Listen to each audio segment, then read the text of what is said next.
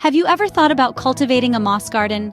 These verdant, low-maintenance green carpets are not just beautiful, they're also perfect for those shady areas in your garden.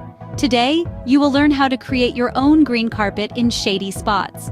Why a moss garden, you may ask? Moss gardens are an eco-friendly choice, requiring less water than traditional gardens.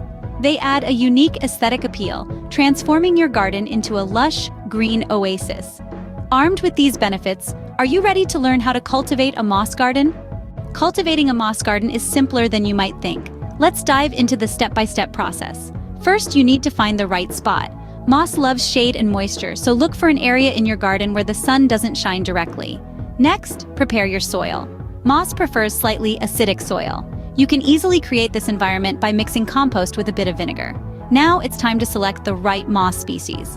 There are numerous types, but a few popular ones include cushion moss and haircap moss. These species are known for their hardiness and lush green appearance.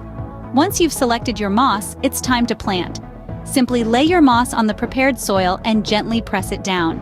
Remember, moss doesn't have roots, so it won't need to be buried. Lastly, care for your moss. Keep the area moist and free of leaves and debris.